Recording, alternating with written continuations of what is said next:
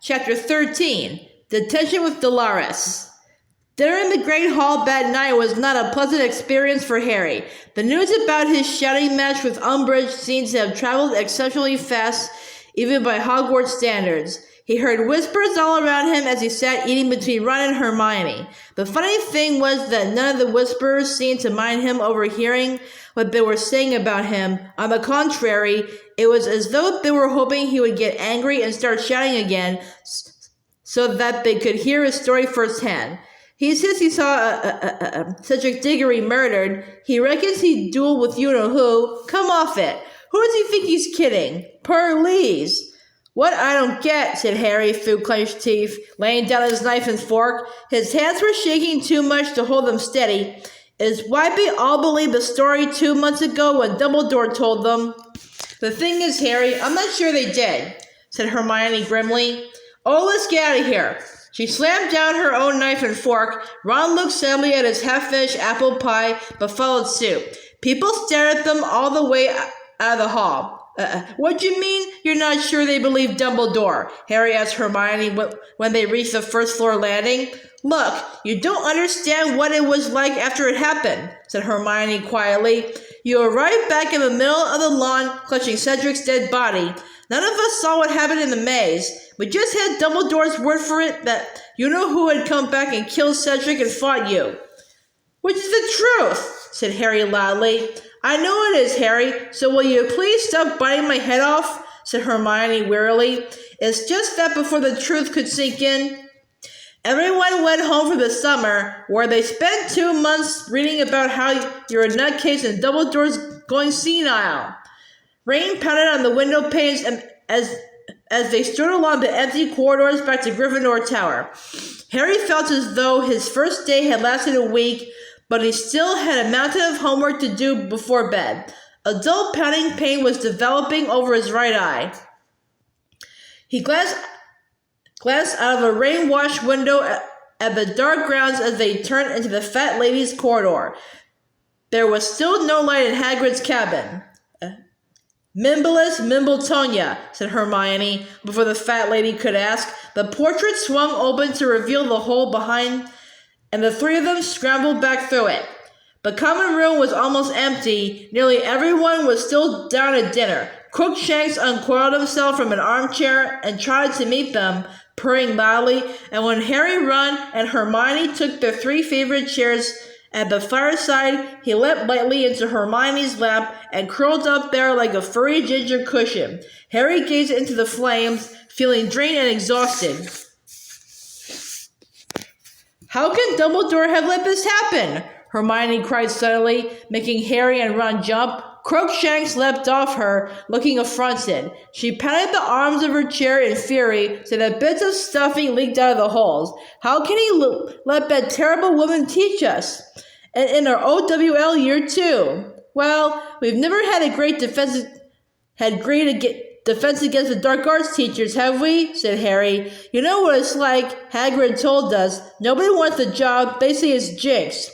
Yes, but to employ someone who's actually refusing to let us do magic. What's Dumbledore playing at? And she's trying to get people to spy for her, said Ron darkly. Remember when she said she wanted us to come and tell her if we hear anyone saying you-know-who's back? Of course she's here to spy on us all. That's obvious. Why else would Fudge have wanted her to come? Snapped Hermione. Don't start arguing again, said Harry wearily, as Ron opened his mouth to retaliate. Let's just do that homework, get it out of the way. They collected their school bags from a corner and returned to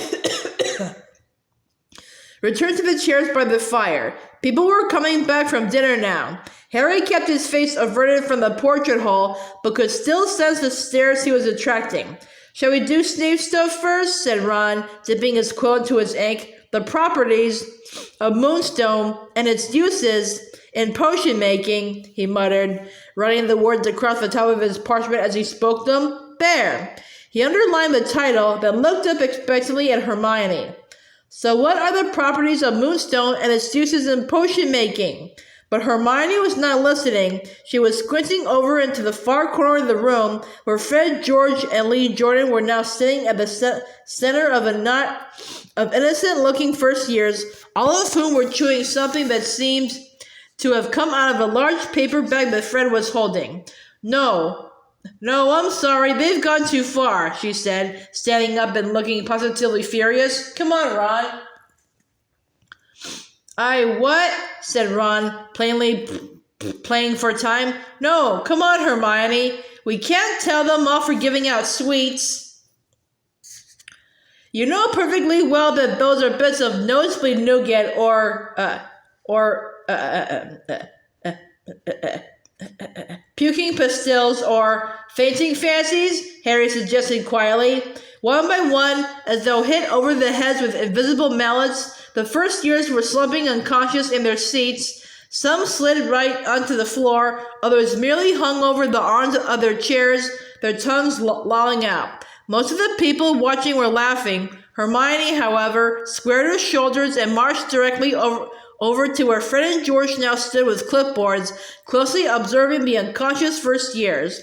Ron rose halfway out of his chair, hovered uncertainly for a moment or two, then muttered to Harry, "She's got it under control," before sinking as low in his chair as his lanky frame permitted.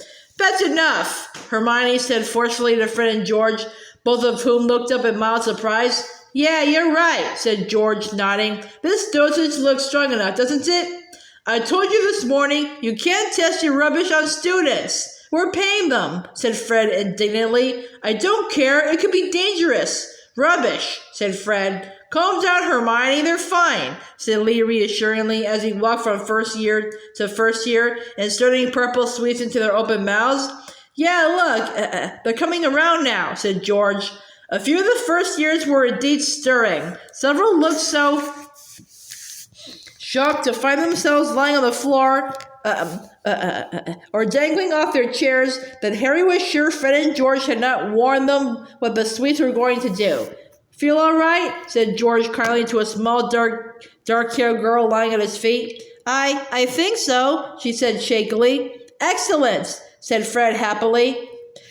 But the next second, Hermione had snatched both his clipboard and the paper bag of fainting fancies from his hands. "It is not excellent." "Of course it is. They're alive, aren't they?" said Fred angrily. "You can't do this. What if you made one of them really ill?" "We're not going to make them ill. We've already tested them all ourselves. This is just to see if everyone reacts the same. If you don't stop doing it, I'm going to put us in detention," said Fred in an "I'd like to see you try voice." "Make us write lines," said George, smirking. Onlookers all over the room were laughing. Hermione drew herself up to her full height. Her eyes were narrowed and her bushy hair seemed to crackle with electricity. "No," she said, her voice quivering with anger, "but I will write to your mother." "You wouldn't," said George, horrified, taking a step back from her. "Oh, yes, I would," said Hermione grimly. "I can't stop you eating the stupid things yourselves, but you're not giving them the first years." Fred and George looked thunderstruck. It was clear that as far as they were concerned, Hermione's threat was way below the belt. With a less threatening look at them, she thrust Fred's clipboard and the bag of fancies back into his arms and stalked back to her chair by the fire. Ron was now so low in his seat that his nose was roughly level with his knees. "Thank you for your support, Ron," Hermione said acidly. "You handled it fine by yourself," Ron mumbled. Hermione sat down at her blank piece of parchment for a few seconds, then said agilely, "Oh, it's no good. I can't concentrate now. I'm going to bed." She wrenched her bag open. Harry thought she was about to put her books away, but instead, she pulled out two misshapen, woolly objects, placed them carefully on a table by the fireplace, covered them with a few screwed-up bits of parchment and a broken quill, and stood back to admire the effect. "What in the name of Merlin are you doing?" said Ron, watching her as though fearful for her sanity. "They're hats for house elves," she said briskly, now stuffing her books back into her bag. "I did them over the summer. I'm a really slow knitter without magic, but now I'm back at school.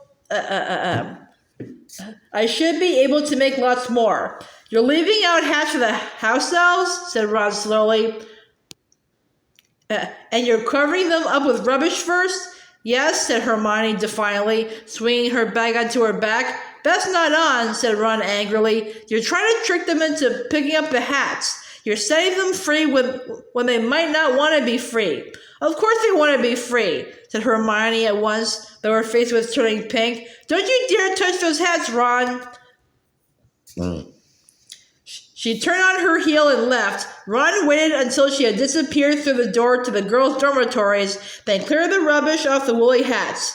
They should at least see what they're picking up, he said firmly. Anyway, he rolled up the parchment on which he had written the title of Snape's essay. There's no point trying to finish this now. I can't do it without Hermione. I haven't got a clue what you're supposed to do with moonstones, have you? Harry shook his head, noticing as he did so that the ache in his right temple was getting worse. He thought of the long essay on giant wars and the pain stabbed at him sharply, knowing perfectly well that he would regret not finishing his homework tonight. When the morning came, he piled his books back into his bag. I'm going to bed too. He passed Seamus on the way to the door leading to the dormitories, but did not look at him. Harry had a fleeting impression that Seamus had opened his mouth to speak, but sped up and reached the soothing piece of the stone spiral staircase without having to endure any more provocation. The following day dawned just as leaden and rainy as the previous one. Hagrid was still absent from the staff table at breakfast. But on the plus side, no Snape today, said Ron bracingly. Hermione yawned widely and poured herself some coffee. She looked mildly pleased about something, and when Ron asked her what she had to be so happy about, she simply said, "The hats have gone. Seems the house elves do want freedom after all." I wouldn't bet on it, Ron told her cuttingly. They might not count as clothes. They didn't look anything like hats to me, more like woolly bladders. Hermione did not speak to him all morning. Double charms was succeeded by double transfiguration. Professor Flitwick and Professor McGonagall both spent the first 15 minutes of their lessons lecturing the class on the importance of OWLs. Well, you must remember, said little Professor Flitwick squeakily, perched as ever on the pile of books so that he could see over the top of his desk, is that these examinations may influence your futures for many years to come. If you have not already given serious thought to your careers, now is the time to do so, and in the meantime, I'm afraid we shall be working harder than ever to ensure that you all do yourselves justice. Then they spent more than an hour reviewing summoning charms, which according to Professor Flitwick, were bound to come up in their OWL, and he rounded off the lesson by sending them their largest amount of charms homework ever. It was the same, if not worse, in Transfiguration. You cannot pass an OWL, said Professor McGonagall grimly, without serious application, practice, and study. I see no reason why everybody in this class should not achieve an OWL in Transfiguration, as long as they put in the work. Neville made a sad little disbelieving noise. Yes, you too, Longbottom, said Professor McGonagall. There's nothing wrong with your work except lack of confidence. So, today we are starting vanishing spells. These are easier than conjuring spells, which you would not usually attempt until NEWT level, but they are still among the most difficult magic you will be tested on in your OWL. She was quite right. Harry found the vanishing spells horribly difficult. By the end of the double period, neither he nor Ron had managed to vanish the snails on which they were practicing, though Ron said hopefully that he thought his looked a bit paler. Hermione, on the other hand, successfully vanished her snail on the third attempt, earning her a 10-point bonus for Gryffindor from Professor McGonagall. She was the only person not given homework. Everybody else was told to practice the spell overnight, ready for a fresh attempt on their snails the following afternoon. Now, panicking slightly about the amount of homework they had to do, Harry and Ron spent their lunch hour in the library looking up the uses of moonstones in potion making. Still angry about Ron's slur on her woolly hats, Hermione did not join them.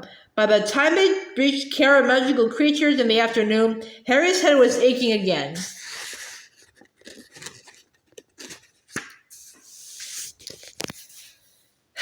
The day had become cool and breezy, and as they walked down the sloping lawn toward Hagrid's cabin on the edge of the Forbidden Forest, they felt the occasional drop of rain on their faces. Professor Grubbly Plank stood waiting for the class some 10 yards from Hagrid's front door, a long trestle table in front of her laden with many twigs. As Harry and Ron reached her, a loud shout of laughter sounded behind them. Turning, they saw Draco Malfoy striding toward them, surrounded by his usual gang of Slytherin cronies.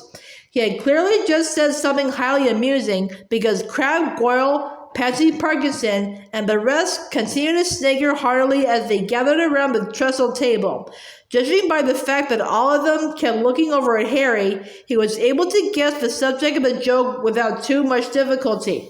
"Everyone here?" barked Professor Grubbly Plank, once all the Slytherins and Gryffindors had arrived. "Let's crack on them. Who can tell me what these things are called?" She indicated the heap of twigs in front of her. Hermione's hand shot into the air. Behind her back, Malfoy did a buck-tooth imitation of her, jumping up and down in eagerness to answer a question. Pansy Parkinson gave a shriek of laughter that turned almost at once into a scream as the twigs of the table leapt into the air and revealed themselves to be what looked like tiny pixie creatures made of wood, each with knobbly brown arms and legs, 2 twig-like fingers at the end of each hand, and a funny flat bark-like face in which a pair of beetle brown eyes glittered. "Ooh," said Parvati in lavender, thoroughly irritating Harry. Anyone would have thought that Hagrid never showed them impressive creatures. Admittedly, the flobberworms had been a bit dull, but the salamanders and hippogriffs had been interesting enough, and the blessed-ended screws perhaps too much so. "Kindly keep your voices down, girls," said Professor Grubbly Plank sharply, scattering a handful of what looked like brown rice among the stick creatures, who immediately fell upon the food. "So, anyone know the names of these creatures, Miss Granger?" "Bowtruckles," said Hermione. "They're tree guardians, usually live in wand trees." 5 points for Gryffindor," said Professor Grubbly Plank. "Yes, these are Bowtruckles, and, as Miss Granger rightly says, they generally live in trees whose wood is of one quality. Anybody know what they eat?" "Wood lice," said Hermione promptly, which explained why what Harry had taken for grains of brown rice were moving. "But fairy eggs if they could get them." "Good girl. Take another 5 points." "So whenever you need leaves or wood from a tree in which a bowtruckle lodges, it is wise to have a gift of wood lice ready to distract or placate it. They may not look dangerous, but if angered, they will gouge out human eyes with their fingers, which, as you can see, are very sharp and not at all desirable near the eyeballs."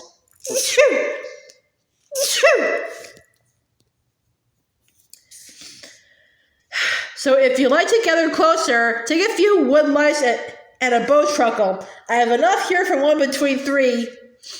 You can study them more closely. I want a sketch from each of you with all body parts labeled by the end of the lesson." The class surged forward around the trestle table. Harry deliberately circled around the back so that he ended up right next to Professor Grubbly Plank. "Where's Hagrid?" he asked her, while everyone else was choosing bowtruckles. "Never you mind," said Professor Grubbly Plank repressively, which had been her attitude last time Hagrid had failed to turn up for a class too. Smirking all over his pointed face, Draco Malfoy leaned across Harry and seized the largest bowtruckle. "Maybe," said Malfoy in an undertone, so that only Harry could hear him, "the stupid great oaf's got himself badly injured." Maybe you will if you don't shut up," said Harry out of the side of his mouth. "Maybe he's been messing with stuff that's too big for him, if you get my drift." Malfoy walked away, smirking over his shoulder at Harry, who suddenly felt sick. Did Malfoy know something? His father was a Death Eater after all. What if he had information about Hagrid's fate but had not yet reached the Order's ears? He hurried back around the table to Ron and Hermione, who were squatting on the grass some distance away and attempting to persuade a bowtruckle to remain still long enough to draw it. Harry pulled out parchment and quill, crouched down beside the others, and related in a whisper what Malfoy had just said. "Dumbledore would know if something had happened to Hagrid," said Hermione at once. It's just playing into Malfoy's hands to look worried. It tells him we don't know exactly what's going on. We've got to ignore him, Harry. Here, hold the bow truggle for a moment, just so I can draw its face. Yes, came Malfoy's clear drawl from the group nearest them. Father was talking to the minister just a couple of days ago, you know, and it sounds as though the ministry is really determined to crack down on substandard teaching in this place. So even if that overgrown moron does show up again, he'll probably be sent packing straight away. Ouch! Harry had gripped the bow truggle so hard that it had almost snapped. It had just taken a great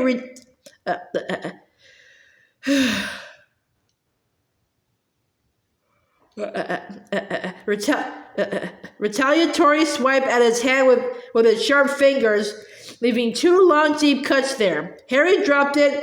Crabbe and Goyle, who had already been guffawing at the idea of Hagrid being sacked, laughed still harder as the bow truggle set off at full tilt toward the forest. A little moving stick man soon swallowed up by the tree roots. When the bell echoed distantly over the grounds, Harry rolled up his blood-stained bow truggle picture and marched up to herbology with his hand wrapped in a handkerchief of Hermione's and Malfoy's derisive laughter still ringing in his ears.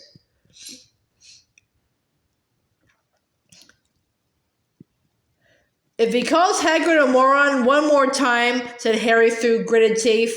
Harry, don't go picking a row with Malfoy. Don't forget, he's a prefect now. He can make life difficult for you. Wow, I wonder what it'd be like to have a difficult life, said Harry sarcastically.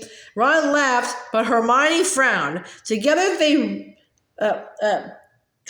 traipsed across the vegetable patch. The sky still appeared unable to make up its mind whether it wanted to rain or not.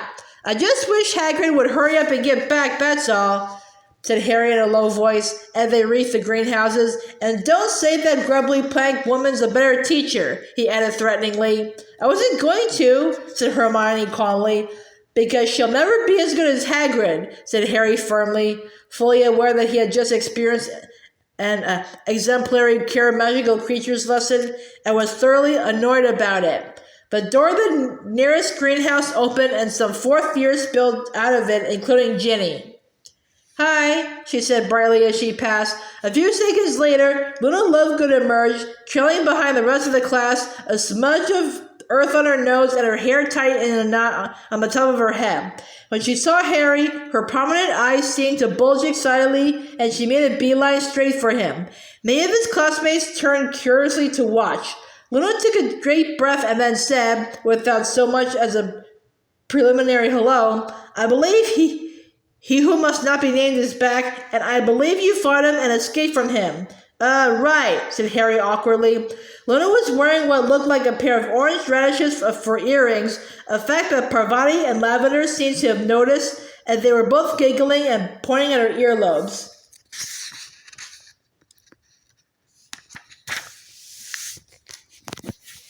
You can laugh, Luna said, her voice rising, apparently under the impression that Parvati and Lavender were laughing at what she had said, rather than what she was wearing. But people used to believe there were no such things as the blibbering humdinger or the crumble-horned snurkak.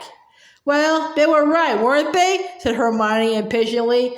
There weren't any such things as the blibbering humdinger or the crumble-horned snorkak. Luna gave her a withering look and flounced away, radishes swinging madly. Parvati and Lavender were not the only ones hooting with laughter now. Do you mind not offending the only people who believe me? Harry asked Hermione as they made their way into class. Oh, for heaven's sake, Harry, you can do better than her, said Hermione. Ginny's told me all about her. Apparently she'll only believe in things as long as there's no proof at all. Well, I wouldn't expect anything else from someone whose father runs the Quibbler. Harry thought of the sinister winged horses he had seen on the night he had arrived and how Luna had said she could see them too. His spirits sank slightly. Had she been lying? But before he could devote much more thought to the matter, Ernie Macmillan had stepped up to him.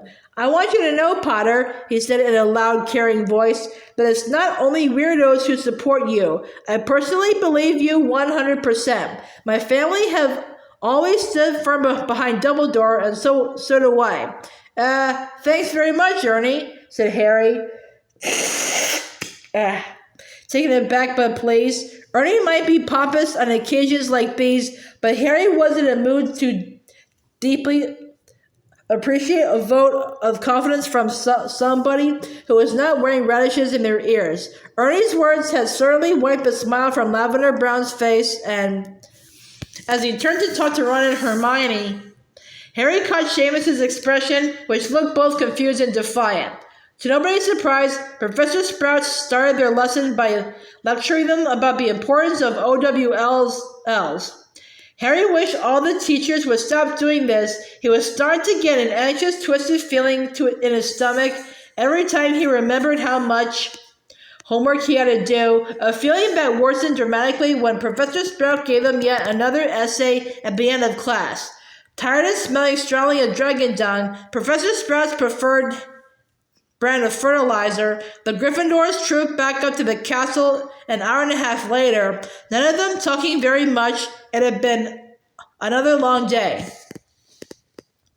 As Harry was starving, and he had his first detention with Umbridge at 5 o'clock, he headed straight for dinner without dropping off his bag in Gryffindor Tower so that he could bolt something down before facing whatever she had in store for him. He had barely reached the entrance of the Great Hall, however, when a loud and angry voice said, "Oi, Potter! What now?" he muttered wearily, turning to face Angelina Johnson, who looked as though she was in a towering temper. "I'll tell you what now," she said, marching straight up to him and poking him hard in the chest with her finger. "How come, you've landed yourself in detention for 5 o'clock on Friday?"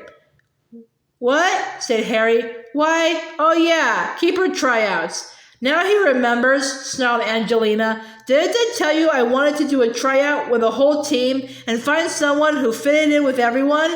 Didn't I tell you I booked the Quidditch pitch specially? And now you decide you're not going to be there."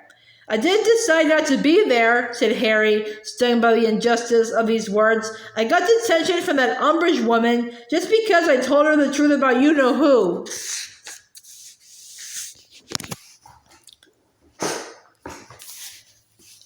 "Well, you can just go straight to her and ask her to let you off on Friday," said Angelina fiercely. "And I don't care how you do it. Tell her you-know-who's a figment of your imagination, if you like. Just make sure you're there." She turned on her heel and stormed away. "You know what?" Harry said to Ron and Hermione as they entered the Great Hall. "I think we better check with Puddlemere United whether Oliver Wood's been killed during a training session, because she seems to be channeling his spirit."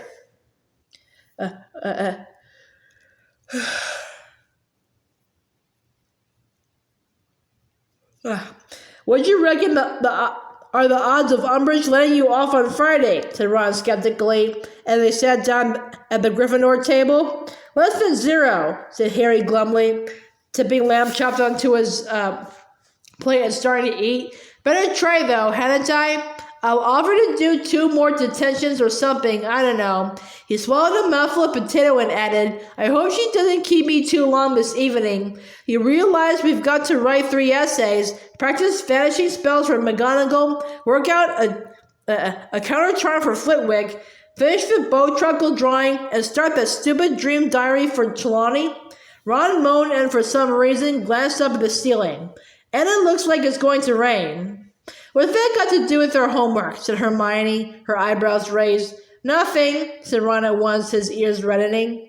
At 5 Harry bade the other 2 goodbye and set off for Umbridge's office on the 3rd floor. When he knocked on the door, she said, "Come in a sugary voice. He entered cautiously, looking around. He had known this office under 3 of its previous occupants. In the days when Gilderoy Lockhart had lived here, it had been plastered in beaming portraits of its owner. When Lupin had occupied it, it was likely you would meet some fascinating dark creature in a cage or tank if you came to call.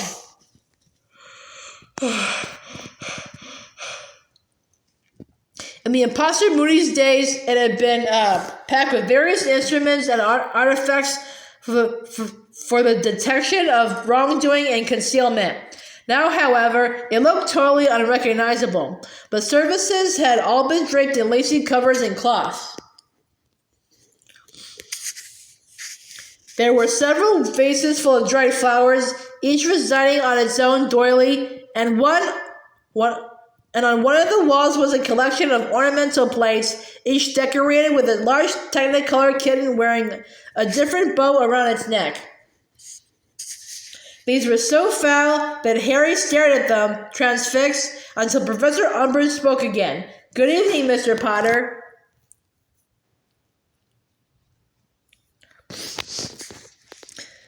Harry started and looked around. He had not noticed her at first because she was wearing a luridly flowered set of robes that blended only too well with the tablecloth on the desk behind her.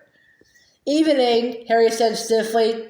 "Well, sit down," she said, pointing toward a small table draped in lace beside which she had drawn up a straight-backed chair. A piece of blank parchment lay on the table, apparently waiting for him. Said Harry, without moving. "Professor Umbridge? Before we start, I wanted to ask you a favor." Her bulging eyes narrowed. "Oh, yes? Well, I'm on the Gryffindor Quidditch team, and I was supposed to be at the tryouts for the new keeper at 5 o'clock on Friday, and I was wondering whether I could skip detention that night and do it another night instead." He knew long before he reached the end of his sentence that it was no good. "Oh, no," said Umbridge, smiling so widely that she looked as though she had just swallowed a particularly juicy fly. "Oh, no, no, no. This is your punishment for spreading evil, nasty, attention-seeking stories, Mr. Potter, and punishment certainly cannot be adjusted to suit the guilty one's conscience. No, you will come here at 5 o'clock tomorrow, and the next day, and on Friday too, and you will do your detentions as planned. I think it rather a good thing that you are missing something you really want to do. It ought to reinforce the lesson I am trying to teach you." Harry felt the blood surge in his head and heard a thumping noise in his ears. "So he told evil, nasty, attention-seeking stories, did he?" She was watching him with her head slightly to one side, still smiling widely, as though she knew exactly what he was thinking, and was waiting to see whether he would start shouting again. With a massive effort, Harry looked away from her, dropping his school bag beside the straight-backed chair, and sat down. "There," said Umbridge sweetly. "We're getting better at controlling our temper already, aren't we? Now, you're going to be doing some lines for me, Mr. Potter. No, not with your quill," she added, as Harry bent down to open his bag. "You're going to be using a rather special one of mine. Here you are." She handed him a long, thin black quill with an unusually sharp point. "I want you to write, 'I must not tell lies,'" she told him softly. "How many times?" Harry asked, with a creditable imitation of politeness. "Oh, as long as it takes for the message to sink in," said Umbridge suavely. "Off you go." She moved over to her desk, sat down, and bent over a stack of parchment that looked like essays for marking. Harry raised the sharp black quill and then realized what was missing. "You haven't given me any ink," he said. "Oh, you won't need ink," said Professor Umbridge with the merest suggestion of a laugh in her voice. Harry placed the point of the quill on the paper and wrote, "I must not tell lies."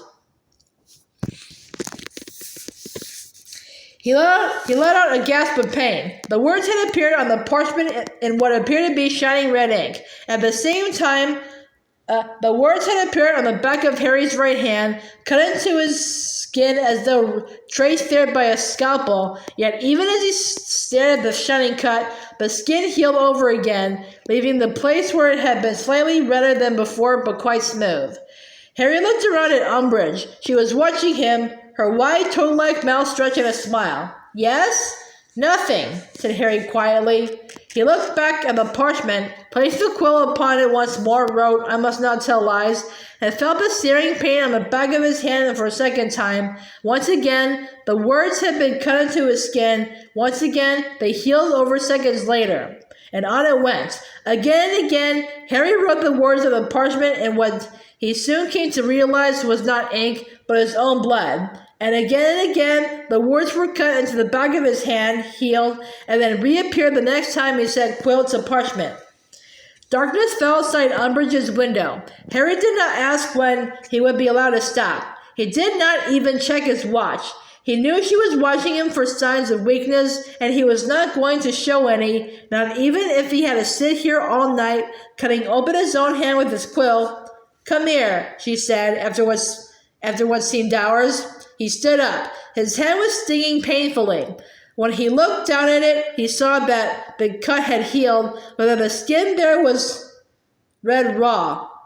Hand, she said. He extended it. She took it in her own. Harry repressed a shudder as she touched him with her thick, stubby fingers on which she wore a number of ugly old rings.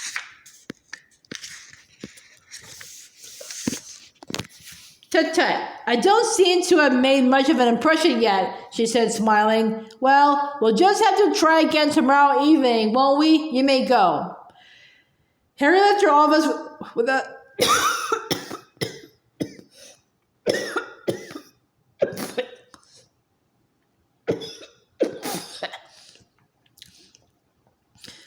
Harry left her office without a word. The school was quite deserted. It was surely past midnight.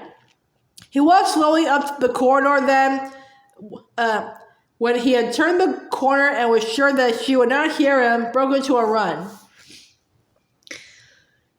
He had not had time to practice vanishing spells, had not written a single dream in his dream diary, and had not finished the drawing of the boat truckle, nor had he written his essays. He skipped breakfast next morning to scribble down a couple of made-up dreams for divination, their first lesson, and was surprised to find a disheveled Ron keeping him company.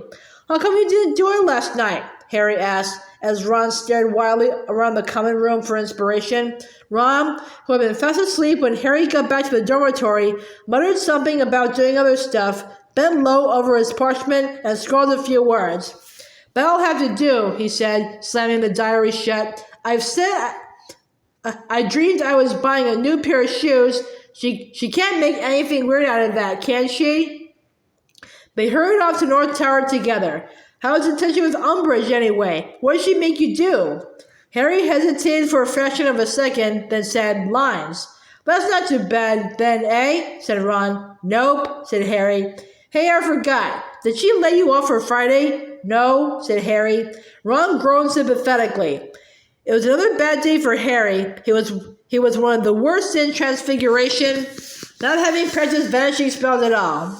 He had to give up his lunch hour to complete the picture of the boat truckle, and meanwhile, Professors McGonagall, Grubbly Plank, and Sinistra gave him yet more homework, which he had no prospect of finishing that evening because of his second detention with Umbridge. To cap it all, Angelina Johnson tracked him down at dinner again, and on learning that he would not be able to attend Friday's keeper tryouts, told him she was not at all impressed by his attitude and that she expected players who wished to remain on the team to put training before their other commitments. I'm in detention, Harry yelled after her as she stalked away. Do you think I'd rather be stuck in a room with that old toad or play Quidditch?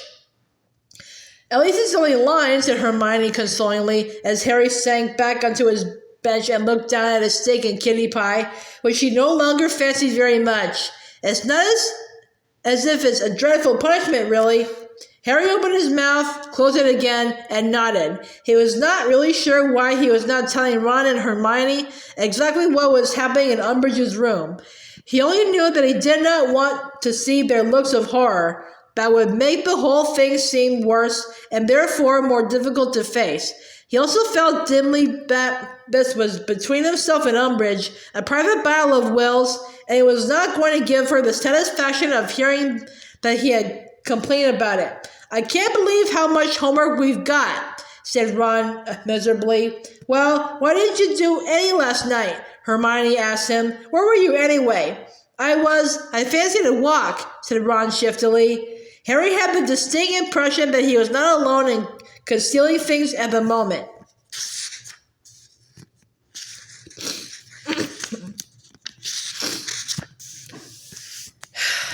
The second detention was just as bad as the previous one. The skin on the back of Harry's hand had became irritated more quickly now, reddened and inflamed. Harry thought it unlikely to keep healing as effectively for long. Soon the cut would remain etched in his hand, and Umbridge would, perhaps, be satisfied. He let no motive pain escape him, however, and from the moment of entering the room to the moment of his dismissal, again past midnight, he said nothing but good evening and good night.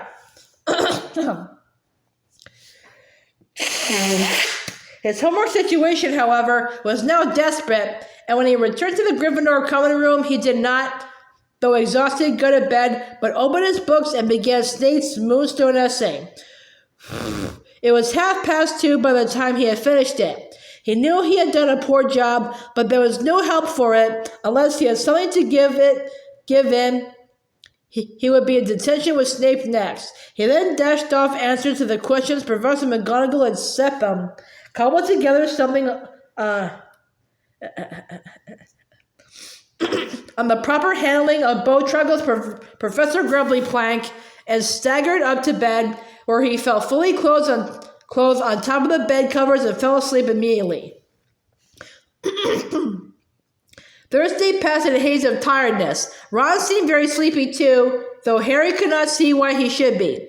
Harry's third detention passed in the same way as the previous two, except that after 2 hours the words, "I must not tell lies," did not fade from the back of Harry's hand, but remained scratched there, oozing droplets of blood. The pause in the pointed quill scratching made Professor Umbridge look up.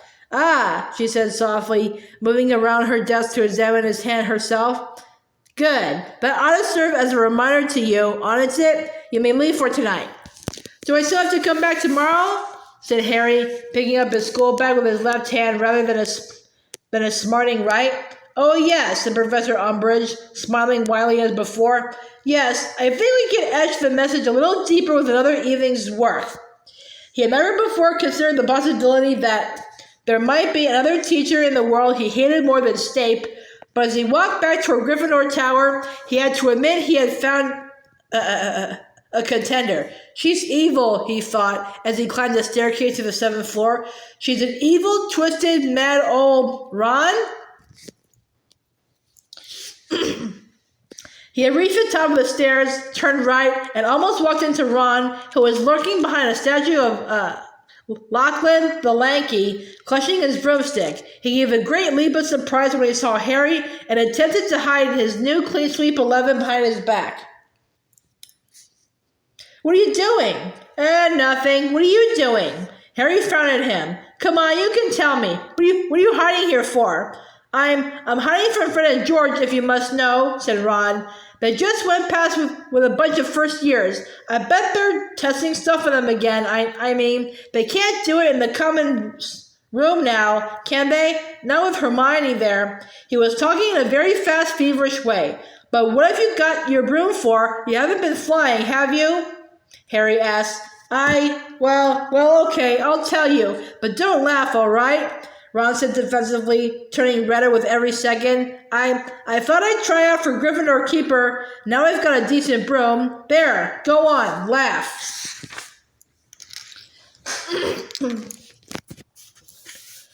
"I'm not laughing," said Harry. Ron blinked. "It's a brilliant idea. It'd be really cool if you got on the team.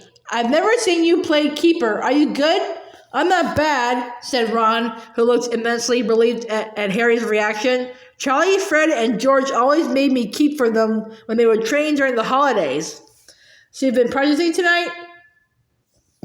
"Every evening since Tuesday, just on my own, though. I've been trying to bewitch Quaffles to fly at me, but it hasn't been easy, and I don't know how much use it'll be." Ron looked nervous and anxious. "Fred and George are going to laugh themselves stupid when I turn up for the tryouts. They haven't stopped talking the mickey out of me since I got made a prefect.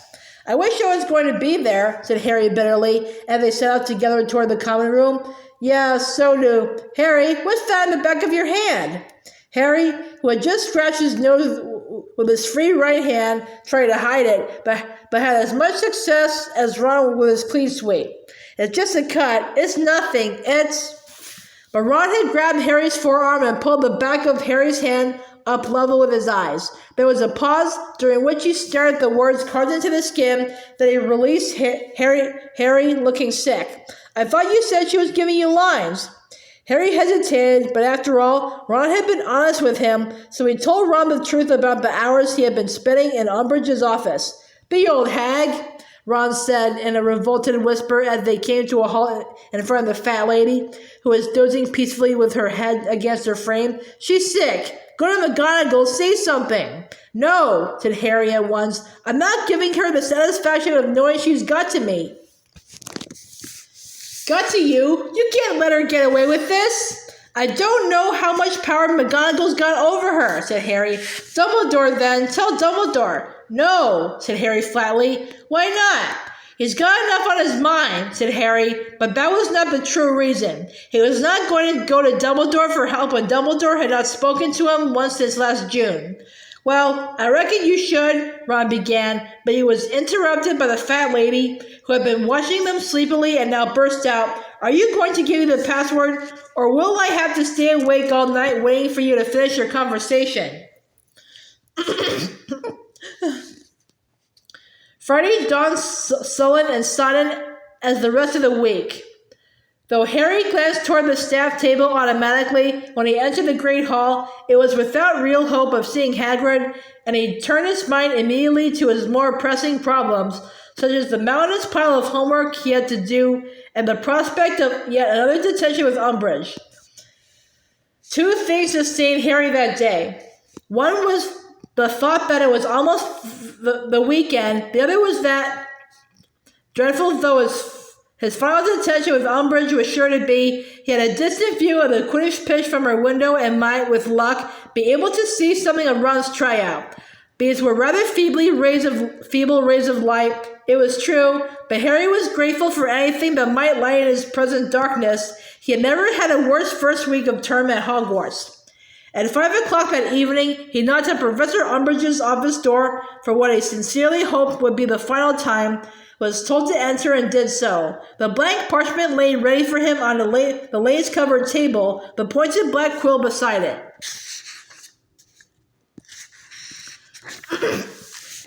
You know what to do, Mr. Potter, said Umbridge, smiling sweetly over at him. Harry picked up the quill and glanced through the window.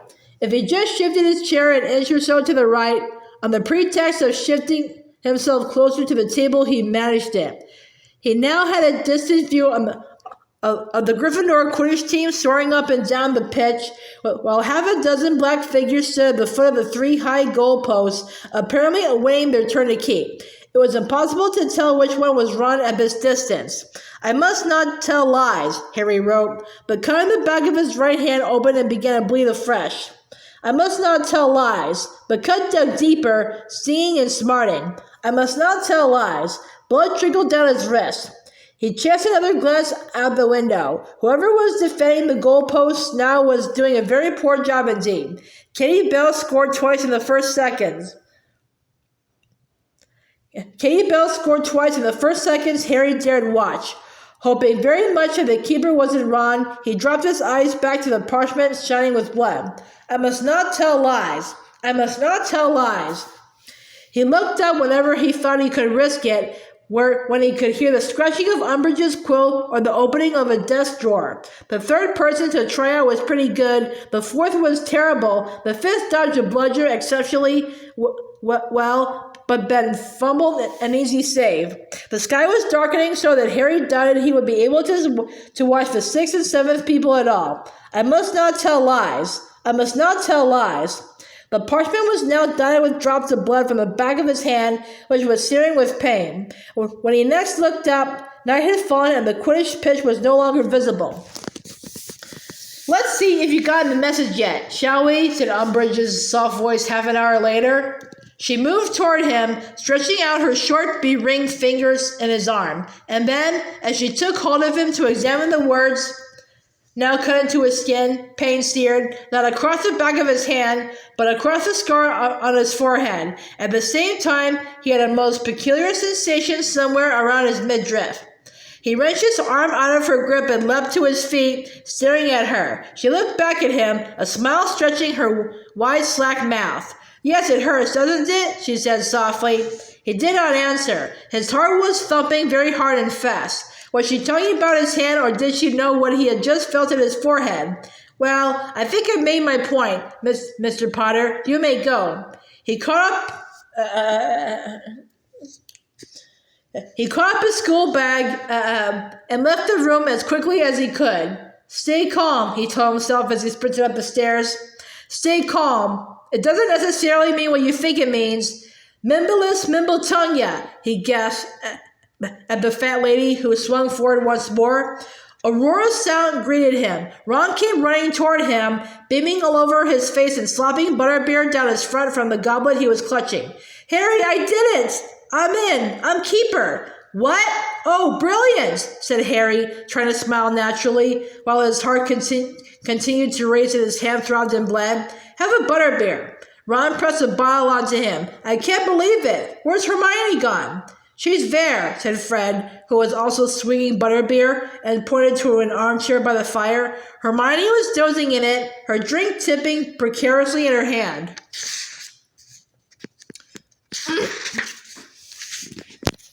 "Well, she said she was pleased when I told her," said Ron, looking slightly put out. "Let her sleep," said George hastily. It was a few moments before Harry noticed that several of the first years gathered around them bore unmistakable signs of recent nosebleeds.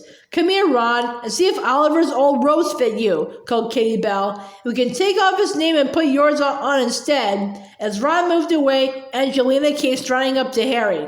"Sorry I was a bit short with you earlier, Potter," she said abruptly. "It's stressful, this managing lark, you know. I'm starting to think I was a bit hard on wood sometimes." She was watching Ron over the rim of her goblet with a slight frown on her face. "Look, I know he's your best mate, but he's not fabulous," she said bluntly. "I think with a bit of training, he'll be all right, though.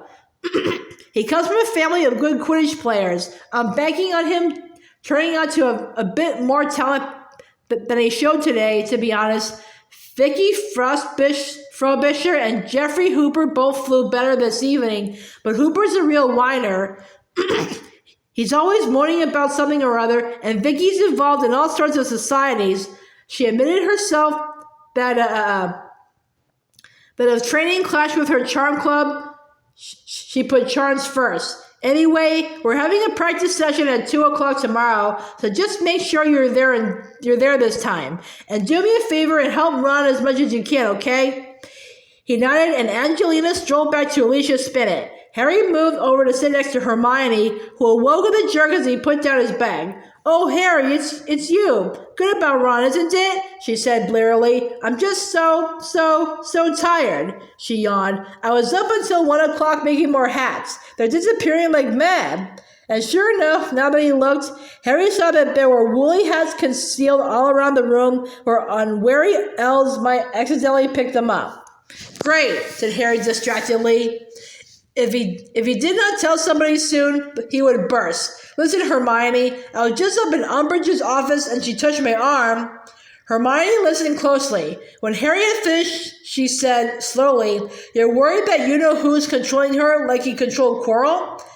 "Well," said Harry, dropping his voice, "it's a possibility, isn't it?" "I suppose so," said Hermione, though she sounded unconvinced. "But I don't think he can be possessing her the way he possessed Quirrell. I mean, he's probably alive again now, isn't he? He's got his own body. He wouldn't need to share someone else's.